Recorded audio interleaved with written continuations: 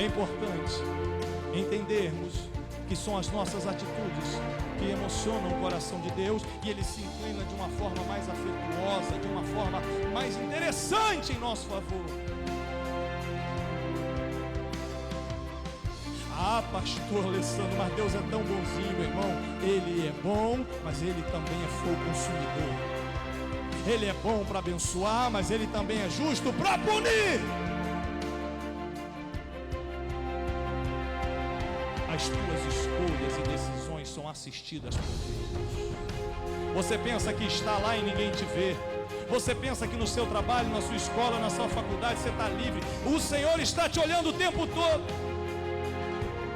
Não importa quais sejam as leis, Deus está acima delas para aqueles que o buscam de todo o coração. Porque o maligno não pode tocar na vida ou nas coisas daquele que pertencem a Jesus. Você tem um pacto com Jesus e Ele tem um pacto contigo, e não há nada que possa intrometer-se nisso e muito menos prejudicar esta união.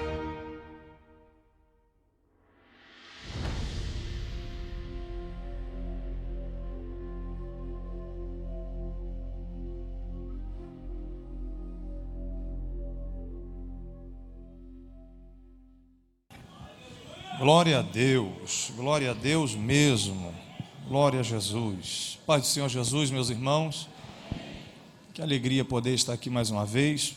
Eu quero agradecer a Deus o privilégio de pregar.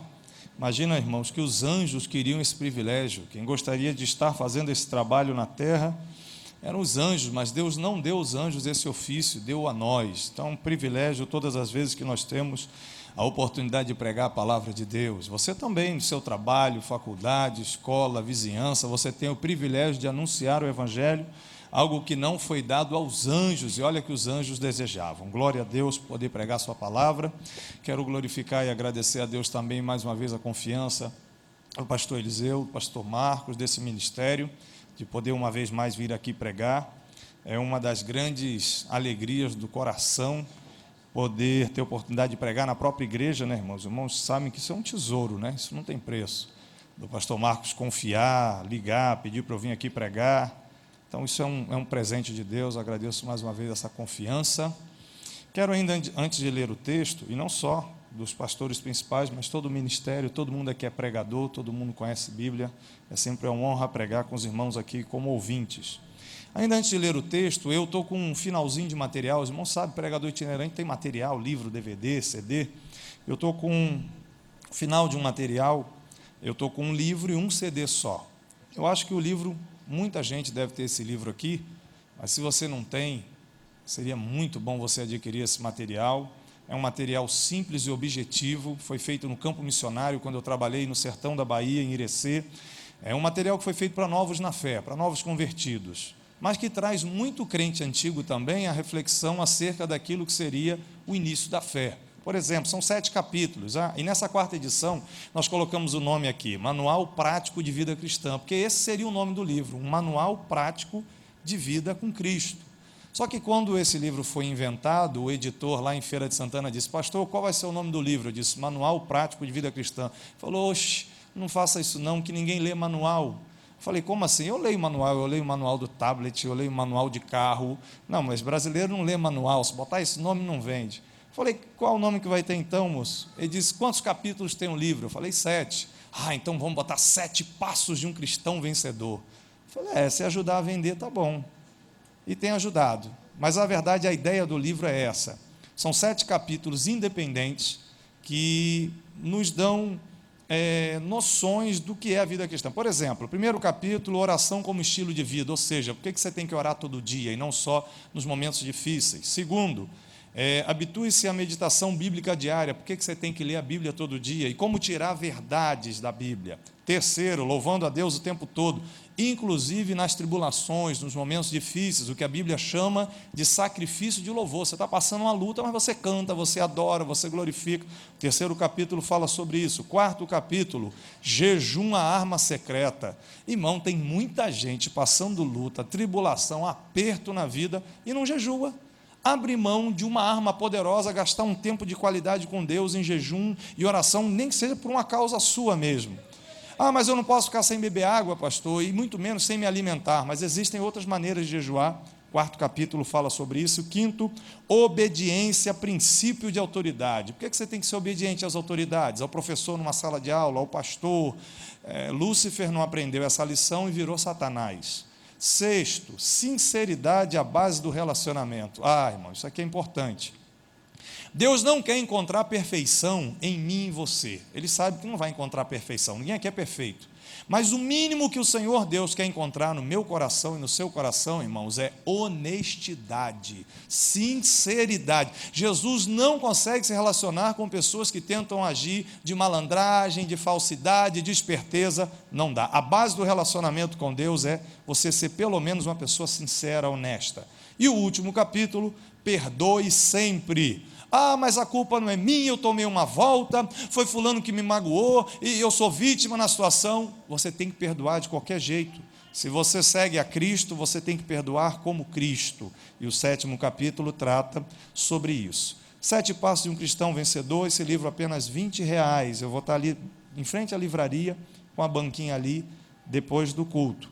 E além do livro, eu tenho um CD, não é DVD não, um CD para você botar no som, em casa ou no carro, que é exatamente sobre jejum. Aqui tem 45, 50 minutos de pregação explicando por que o jejum funciona, como jejuar, quais as práticas de jejum, um áudio que foi gravado e está aqui em CD apenas R$10. Bom você presentear alguém ou para você ouvir e voltar a exercitar a prática do jejum, através da qual Deus vai receber o seu louvor, o seu sacrifício e vai abrir portas poderosas para você. Jejum e o livro no final, ali em frente à livraria. Muito bem, mesmo sentados, abram por favor as suas Bíblias, segunda carta de Paulo a Timóteo, capítulo 4, a partir do versículo 1. 2 Timóteo, capítulo 4, versículo 1. Em muitas igrejas desse mês de abril, o tema dos cultos tem sido família. E eu vim pregando em muitos lugares esse mês, falando sobre família. E esta palavra que eu quero aqui, sobre a graça de Deus, sobre a misericórdia do Senhor, ministrar sobre a sua vida, fala sobre os inimigos da família, os desafios que a família cristã tem que enfrentar hoje. 2 Timóteo, capítulo 4, a partir do versículo 1. A minha versão é a versão atualizada, mas você acompanha aí, por favor, na sua versão corrigida.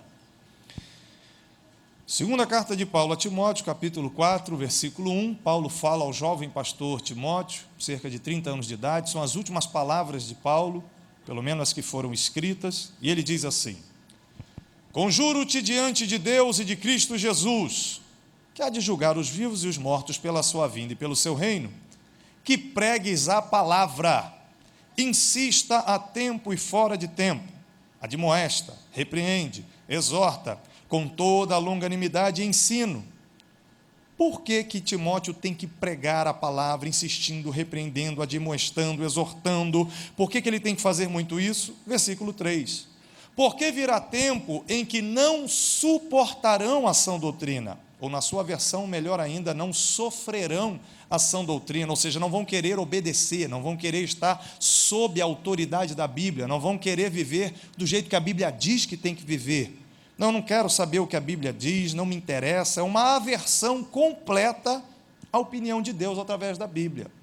Agora, pior, virá tempo em que não suportarão ou não sofrerão essa doutrina, mas tendo grande desejo de ouvir coisas agradáveis, ou tendo comichão ou coceira nos ouvidos, ajuntarão para si mestres segundo os seus próprios desejos carnais, ou segundo suas próprias concupiscências. Então, olha o que diz o versículo 3. Além de não mais querer saber o que a Bíblia diz, qual é a opinião de Deus, ainda vão se voltar atrás de falsas teorias, de falsos mestres, de falsos doutores. Versículo 4. E não só desviarão os ouvidos da verdade da palavra de Deus, vão deixar a Bíblia de lado, mas se voltarão às fábulas, vão viver loucuras. Mas tu, Timóteo, ser sóbrio em tudo, sofre as aflições, faz a obra de um evangelista, cumpre o teu ministério. Olhe para cá, por favor, Há 2000 anos o apóstolo Paulo escreve isso aqui: Timóteo, meu filho, prega a palavra de Deus, pega os textos bíblicos e usa isso admoestando, exortando, trabalha a palavra de Deus no povo, porque vai chegar uma hora que o povo não vai mais querer saber de Bíblia, não vai mais querer saber de palavra de Deus, não vai mais querer não só se interessar, mas ainda pior, não vão querer obedecer, sofrer a sã doutrina, está debaixo da autoridade do que a Bíblia diz. E pior, além disso, vão atrás de falsas teorias, que vão plasmar, que vão subsidiar, que vão fundamentar os seus desejos carnais. Olha, o que a Bíblia diz não é bem assim. O que importa é o que esse filósofo escreveu. O que importa é o que o senso comum social diz que é verdade. O que importa é o que a televisão diz. O que importa é o que os sites e as redes sociais estão dizendo. Então, não importa o que a Bíblia diz, o que importa são essas fábulas aqui, essas mentiras aqui. Interessante que isso foi dito há 2000 anos atrás. E está acontecendo hoje. Já aconteceu na Europa, já aconteceu nos Estados Unidos, e o Brasil hoje é a bola da vez. Irmãos, é uma desgraça o que acontece hoje na Europa. Não é que você encontra 2, 3 pessoas achando que Deus não existe, que a Bíblia é um livro apenas de cunho histórico, e olhe lá. Não, não são 2 ou 3 pessoas, é um país inteiro. É um país inteiro. Eu estava conversando com um bispo do Tongo, um africano, e ele estava me dizendo que para você ganhar um belga para Jesus, leva pelo menos 2 anos. Então você tem que ser amigo daquela pessoa, aos poucos, porque o europeu não tem muito a relação que nós latinos temos, de estar na casa do outro, de eu estou indo aí tomar um café, isso não existe. Lá na Holanda, para você almoçar na casa de alguém, você tem que ligar 4 meses antes para ver se ele tem agenda para você almoçar na casa dele.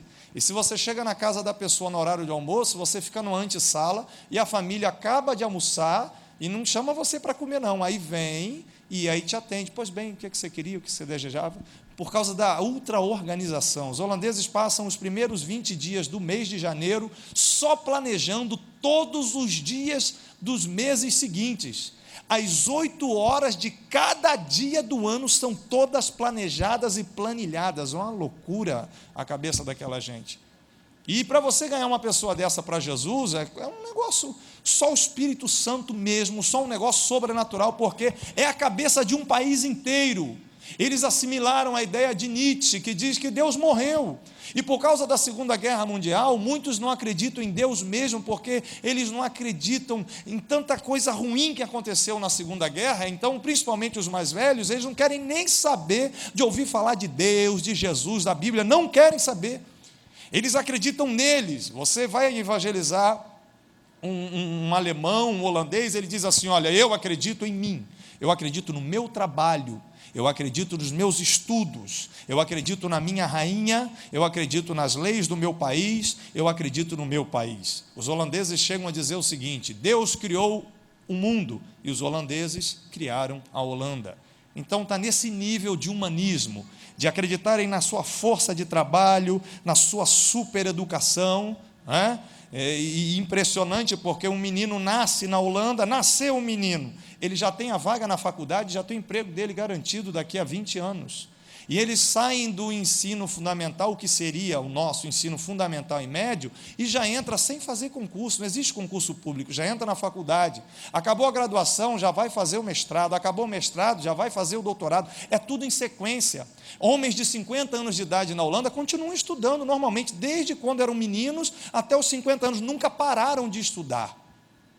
E por tanta massificação de ensino, que seria maravilhoso, infelizmente eles abraçaram essas questões científicas, de estudo, de conhecimento, mas Deus, Jesus, Bíblia, pecado, inferno, céu, eles não acreditam mais. Eles se afastaram da Bíblia, eles deixaram a sã doutrina. Escute isso, eu estava conversando com um filho do pastor lá de Den Haag, de Haia, e ele é um menino muito inteligente, deve estar com uns 32 anos de idade, já está fazendo seu doutorado, trabalha numa empresa espanhola no porto de Roterdã, financeiramente muito bem sucedido, e a gente estava conversando e chegamos à conclusão que o que fez da Holanda ser o que a Holanda é hoje, foi a Bíblia, foi a reforma protestante. Toda a ideia que eles têm de ética, de respeitar o espaço do outro, de ter as leis, de serem super educados, quem trouxe essa educação, quem trouxe essa ética foi o ensino da palavra de Deus. A Holanda foi um país missionário, a Holanda foi um país protestante. Agora a Bíblia trouxe tanto benefício para eles, prosperou tanto eles, e agora eles dão as costas para a Bíblia e acham que tudo que eles adquiriram e têm hoje é graças a eles mesmos, os bonzões, os reis da cocada preta. E aí acontece o que Paulo disse a Timóteo: vai chegar uma hora que o povo não vai querer mais saber da Bíblia, vai chegar uma hora que eles vão procurar falsas teorias, falsos mestres, falsos ensinadores e vão voltar a viver as fábulas. E tudo isso que aconteceu na Europa e já aconteceu nos Estados Unidos e em muitos lugares, está agora para acontecer no Brasil. As pessoas já não querem mais obedecer o que a Bíblia diz. As pessoas já não querem fazer como a Bíblia diz que tem que ser feito. As pessoas querem fazer do seu próprio jeito. É a briga entre o que eu acho, entre os meus pontos de vista pessoais e a opinião de Deus na Bíblia. E esse embate se torna cada vez pior, porque o diabo, Satanás, vem trabalhando através da mídia para tornar as suas mentiras um senso comum. Deixa eu construir outro raciocínio, olhe para cá. Antigamente, no início da igreja, o diabo fez de tudo para acabar com a igreja no início. A primeira perseguição da igreja primitiva, Pedro, João, Tiago, Filipe, Natanael, os primeiros cristãos, depois da ressurreição de Jesus, começaram a igreja, a perseguição era dentro de Israel. O mesmo partido político, religioso, farisaísmo que matou Jesus, estava perseguindo a igreja, através de Saulo de Tarso e outras pessoas para acabar. Mas a perseguição se tornou maior porque os judeus foram embora mundo afora e começaram a evangelizar fora de Israel.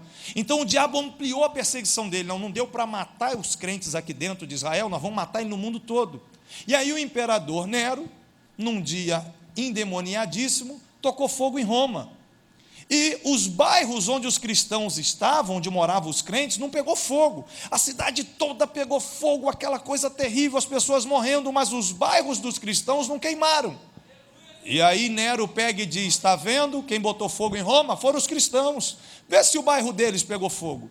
E toda a culpa daquele incêndio horroroso foi jogada em cima dos cristãos, e aí a perseguição passou a ser imperial. O Império Romano começou a matar os cristãos no mundo inteiro. E imagine que desgraça, os cristãos eram colocados em arenas públicas, cheias de gente nas arquibancadas, e soltavam tigres e leões, e agora vem uma besta fera daquela, arranca a cabeça de um pai de família na frente da esposa e dos filhos, um tigre vem e dilacera uma criança na frente da mãe, e muitos cristãos mortos, mortes cruentas, sangrentas, terríveis, eles eram mortos, e aquela multidão gritando, enlouquecida, vendo o sangue, querendo ver o sangue correr. Outros cristãos eram colocados para gladiadores com espadas e todos aqueles instrumentos terríveis, e vai cortando, esbagaçando e matando o crente. E outro tipo de morte horrível: pegava um crente vivo, amarrava num pedaço de pau, num poste, metia petróleo nele, tocava fogo, a pessoa morria queimada ali. Nega Jesus, não nego. E o diabo fez de tudo para matar o cristianismo no início, na sua nascente. Os primeiros 3 séculos de muita perseguição, de muita morte, de muito sangue derramado, uma desgraça o que aconteceu com a igreja primitiva. Hoje, século 21, isso ainda acontece.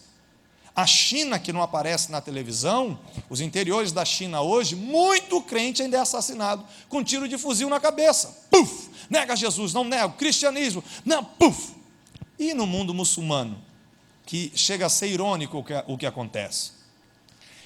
Uma pessoa olha para o seu vizinho cristão e diz assim: olha, o meu vizinho disse que Mohamed é bobo, o Maomé é bobão, blasfemou contra o santo profeta. As autoridades prendem a pessoa, mas ao invés das autoridades matarem, eles não matam, entre aspas, eles jogam aquela pessoa, aquele cristão, para a multidão. Tem muitos vídeos disso na internet. E a multidão começa a bater, quebra de pau, toca fogo. A multidão mata aquele cristão no meio da rua. E quando os direitos internacionais vão de encontro ao Paquistão, Indonésia, Arábia Saudita, Irã, vocês estão assassinando cristãos aí? Não, nós não assassinamos cristãos. É a população que linchou. Nós não matamos cristãos no país. Só que a gente vê o tempo todo site de portas abertas, às vezes nas redes sociais alguém bota um vídeo de famílias inteiras de cristãos sendo assassinadas como animais na rua, paulada por multidões enlouquecidas. Então o tipo de morte, assassinato ainda existe hoje, século 21, só que não existe aqui no Brasil. Ninguém está te botando um fuzil na cabeça hoje dizendo para você que você tem que negar Jesus. A polícia nem o exército vão bater na porta da sua casa e te amarrar e te colocar lá no Maracanã lotado para de repente soltar umas onças para ir lá devorar você e sua família. Não, hoje isso não acontece no Brasil. Só que a perseguição que existe no Brasil, escute isso, não é física, não é corpórea, não é sangrenta, mas é tão cruel como se fosse. A perseguição que está acontecendo à igreja no Brasil, às famílias cristãs no Brasil, a você individualmente como crente, ela existe e é intensa e é terrível do mesmo jeito. Só que, repito, ela não é no corpo, não é no sangue, não é com ameaça de morte física, mas ela é mental, ela é teórica. A batalha hoje está no campo das ideias, a batalha está no campo das suas imaginações, daquilo que você pensa. Aliás, você é o que você pensa, você fala, e por mais que a pessoa seja sanguínea e afoita e diga, não, eu falei sem pensar, não, você pensou rápido demais, mas pensou. Quem faz sem pensar é animal, que age por instinto, mas qualquer ser humano você tem que formular, aí você formula as ideias, abre a boca e fala, porque você é o que você pensa. Então, o diabo, que é o maior antropólogo do planeta, sem Jesus o repreenda, sabe que se ele, diabo, conseguir fazer você pensar do jeito que ele quer, você vai viver do jeito que ele quer. Você vai falar do jeito que ele quer. A sua visão de mundo, o que a sociologia chama de cosmovisão, será capturada, sequestrada, e o diabo vai inculcar na sua cabeça o que ele quer, e daqui a pouco você está vivendo do jeito que ele quer. Esta é a grande guerra e a grande batalha para a igreja brasileira, para a sua família hoje no Brasil. O diabo quer tomar a sua mente. O diabo quer fazer com que você pense de acordo com as suas próprias ideias. É uma lavagem cerebral. Interessante que há 25 anos atrás, surgiu o movimento Nova Era.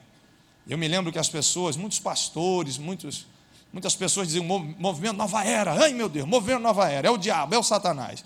Movimento Nova Era é símbolo. Você viu aquele símbolo oriental? Aquilo é o demônio. Qual é a marca da sua roupa? Você está usando Nova Era. E ficamos absorvidos por esse negócio de símbolo, de simbologia. E na verdade o movimento Nova Era não é simbologia, foi uma cortina de fumaça para distrair a atenção. Teosofia, o movimento Nova Era, são ideias bem organizadas, feitas no inferno para destruir a humanidade e preparar, melhor dizendo, a humanidade para o surgimento do anticristo, para o anticristo surgir. Então, para que o anticristo aparecesse e fosse aceito, a maneira de pensar das pessoas tinha que ser transformada. O cristianismo tinha que ser arrancado da cabeça das pessoas e as ideias do diabo serem implantadas.